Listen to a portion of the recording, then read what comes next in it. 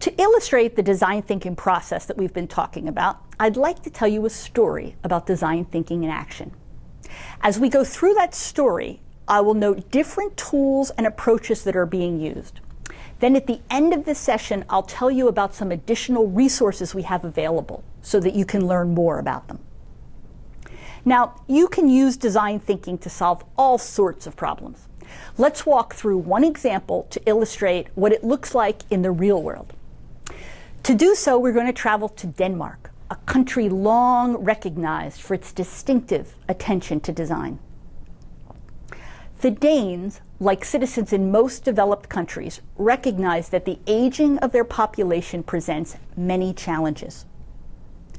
One of these is serving the more than 125,000 senior citizens who rely on government-sponsored meals. Danish municipalities deliver subsidized meals to people who suffer from a reduced ability to function, whether that is due to illness, age, or other conditions. Many of these seniors have nutritional challenges and a poor quality of life because they simply do not eat enough. An estimated 60% of elders living in assisted living have poor nutrition. An estimated 20% are actually malnourished. In response to this growing social problem, the municipality of Hustobro decided to dedicate their efforts to improve meal service for seniors, and they invited Danish innovation firm Hatch and Bloom to work with them to figure out how to improve the nutrition of their elderly population. Municipal leadership saw the project initially as straightforward. In order to get seniors to eat more, the current menu just needed improving. And they wanted Hatch and Bloom to ask elderly clients about their menu preferences. This is a great example of how too narrow a definition of the problem to be solved can drive a lot of innovation right out the window before you even get started. The opportunity turned out to be much greater. And what Hatch and Bloom ultimately produced was much more than just a new menu. It was a completely redesigned meal service that offered higher quality, more flexibility, and increased choice. This dramatic reframing of the opportunity emerged from the user-centered design approach that Hatch and Bloom brought to the process, in which they discovered that merely fixing the menu wouldn't solve the nutrition problem. Let's look at some specifics about how they did it. They began by exploring what is, digging deep into seniors' behaviors, needs, and wishes, using observation and interviewing to identify their elderly clients' living situation and try and get at their unarticulated needs. The approach they chose to use was ethnographic. The specific tool they used was journey mapping. The journey mapping tool follows a customer or stakeholder as they receive a product or service or go through a process. It pays attention to what designers call the job to be done. In some ways, journey mapping is not that different than the kind of flowcharts or supply chains we might use in business, but there are some crucial differences. Journey mapping recognizes that most of us are trying to do jobs that are both functional and emotional.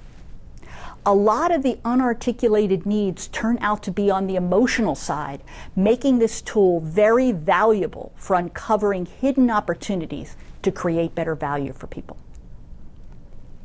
Hatch and Bloom used journey mapping to trace the experience of the elderly from beginning to end. They rode with food service employees who delivered the meal. They accompanied them into the homes. They watched as clients prepared the food, added ingredients, set the table, and then finally ate the meal. They also interviewed the supervisor of the food preparation process in her workplace. And what they saw in the kitchen surprised them. Working in a public service kitchen was a low-status job in Denmark, and kitchen employees seemed demoralized and unmotivated. It was not going to be enough to focus on the needs of the elderly, team members realized. They would need to address the problems of the employees producing the meals as well. And so the team decided it was important to broaden the scope of the project beyond just improving the menu. And they helped the municipal officials understand why this was necessary. From this dual focus on the people preparing the meals and on the seniors receiving them, a set of interesting insights began to emerge.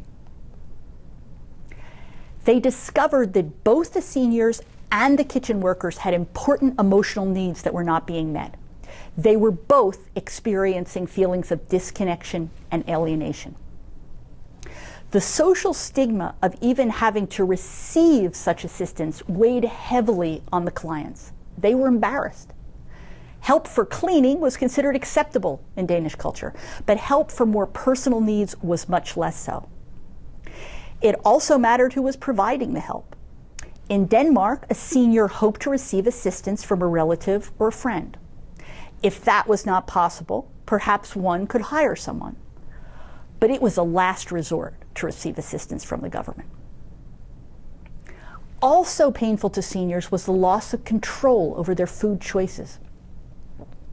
We discovered that deciding what kind of food they put in their mouths was the second most important thing for the elderly after taking care of their personal hygiene, the head of the Hatch and Bloom team told us.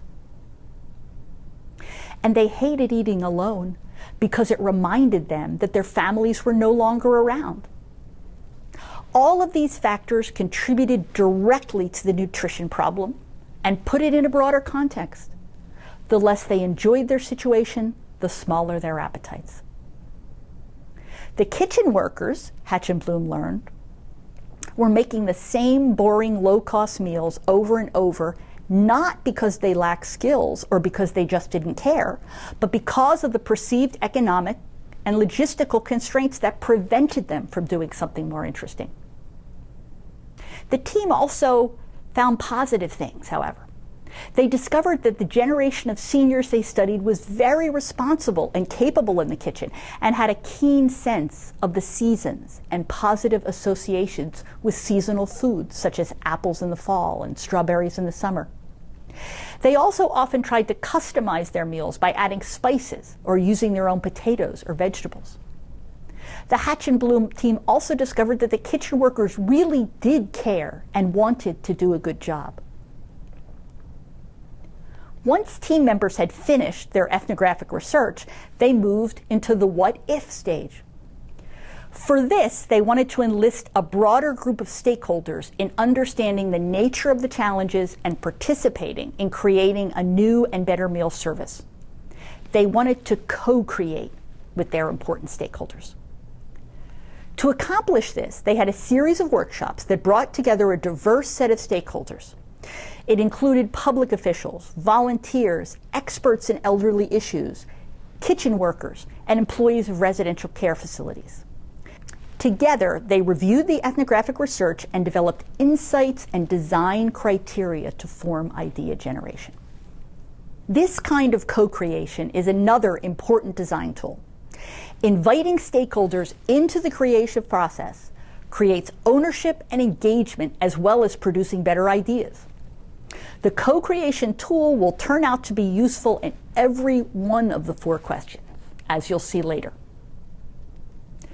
In the second question, Hatch and Bloom used a brainstorming process in which facilitators used analogies as trigger questions to help shift participants' mental models of food service as they generated ideas.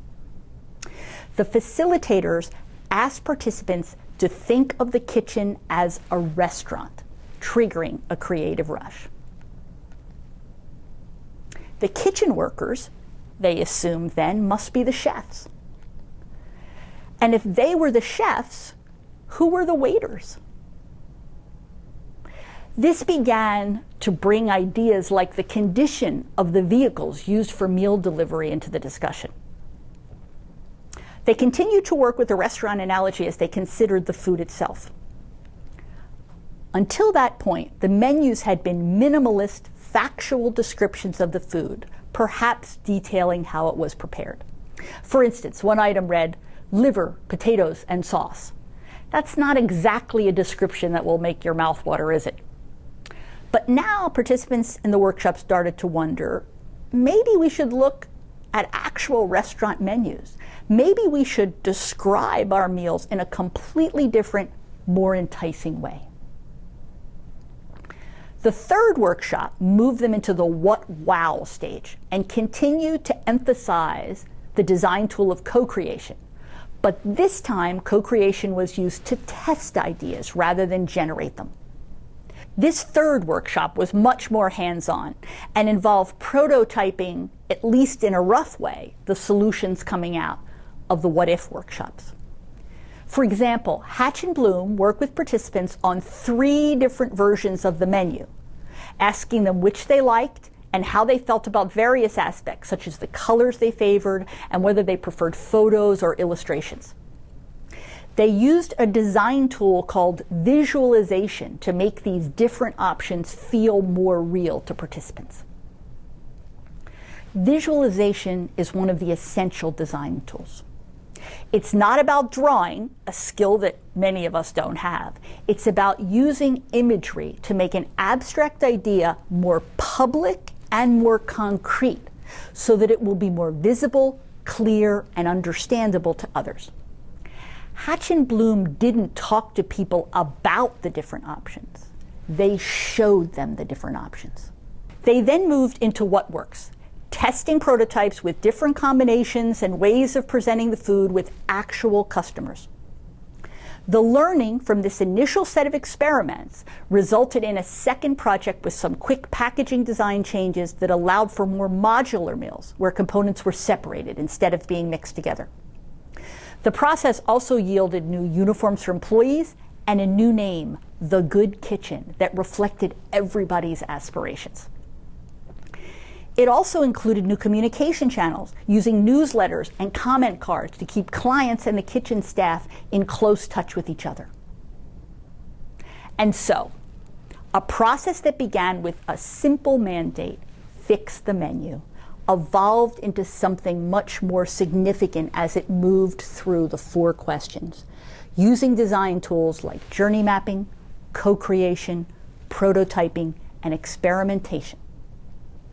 That process yielded a host of dramatic changes, a new menu, new uniforms for staff, new feedback mechanisms, but equally important, it made everyone involved cognizant of the real people they were serving or being served by. Today, Hoosterbrau's seniors know who is shaping their meatballs and preparing the gravy in the kitchen. And this relationship between the kitchen staff and the customers, which is now both personal and professional, has increased greatly the satisfaction of both. The results speak for themselves. Reorganizing the menu and improving the descriptions of the meals drove a 500% increase in meal orders in the first week alone. But the results were much more about the number of meals served. One of the most important elements of the transformation was the shift in employees' perception of themselves and their work. The kitchen workers are now much more satisfied and motivated. As a result, customers are happier with their food. If you have professional pride, you'll also cook good food. Anne-Marie Nielsen, the director of the Good Kitchen, told us. Good food has to come from the heart. What we are talking about in the Good Kitchen story is about more than just developing new products or services. We're talking about innovating the entire business model. I'd like you to spend a few minutes now listening to Jeremy Alexis, a professor at the Chicago Institute of Design, as he shares his views on the importance of business model innovation.